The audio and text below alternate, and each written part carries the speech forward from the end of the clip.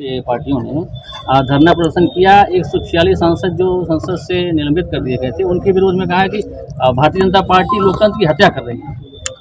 मुझे लगता है कि जनता ने जिन सांसदों को चुन करके और संसद भवन में भेजा था, उनको कानूनी प्रक्रिया के लिए, कानून बनाने के लिए, उस पर चर्चा करने के लिए, और वो जो वहां जा करके कानून तोड़ रहे थे और दफ्तियां उड़ा रहे थे, तो लोकसभा अध्यक्ष को ये पूरा अधिकार है कि जो कानून तोड़ेगा उसको वो बाहर निकाल सकते हैं, और उन्होंने निकाल दिया।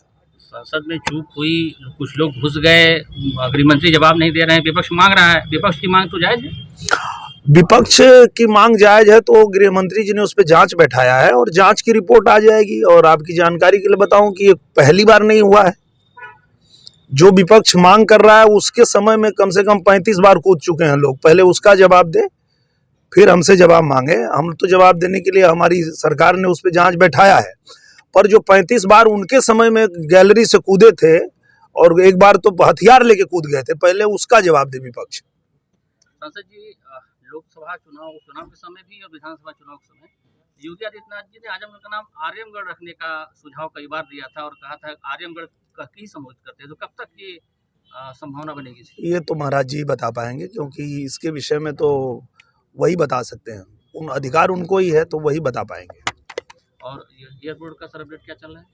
एयरपोर्ट को डीजीसीए ने लाइसेंस दे दिया है और वही आखिरी पड़ाव था कि लाइसेंस मिलते ही और उड़ान शुरू करेंगे। तो अब जब लाइसेंस भी मिल गया है तो अब मुख्यमंत्री जी और प्रधानमंत्री जी दोनों लोगों को मैंने निवेदन किया है कि जब भी समय दे देंगे तो उसका हम लोग उद्घाटन करेंगे। जनवरी में नए साल पे मान सकते हैं लोग? कर लेना चाहिए, क्योंकि रामलला का दरबार सज रहा है जनवरी में, तो जनवरी में ही यहाँ से उड़ान अगर शुरू हो जाएगी तो आजमगढ़ के लोग भी अगर यहीं से सीधा उड़ान भर के जाएंगे अयोध्या तो और अच्छा लगेगा। और डबल लाइन के सर्वे का काम तो पूरा हो गया, तो क्या उसमें आगे अपडेट? उसमें तेजी लाने के लिए मैं अभी रेल मंत्रालय में जा करके और मिला हूं और उसमें तेजी लाने के लिए उनको निवेदन किया है और मुझे लगता है कि अब बहुत तेजी से काम आगे बढ़ेगा।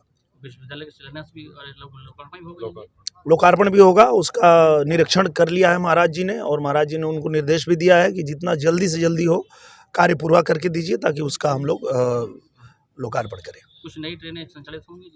नई ट्रेनों के लिए हम लोगों ने मांग रखा है, और जो ट्रेन कोविड के दौरान बंद हुई थी उनको भी शुरू करने का मांग रखा है।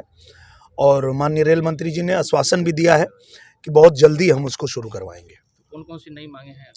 नई मांगे यही कि जो 2-3 ट्रेनें जो यहाँ से नहीं चलती थी, मऊ होके चलती थी, तो उस रास्ते में और भी बाकी ट्रेनें हैं बहुत सारी, तो एक तो 2-3 ट्रेन यहाँ से चलाई जाए उसकी भी मांग रखा गया। 1-2 नई ट्रेन भी यहाँ से शुरू हो उसकी मांग रखी गई, और कोविड के दौरान जो बंद हो गई थी उसको भी शुरू कर दिया जाए, इसकी मांग रखी गई।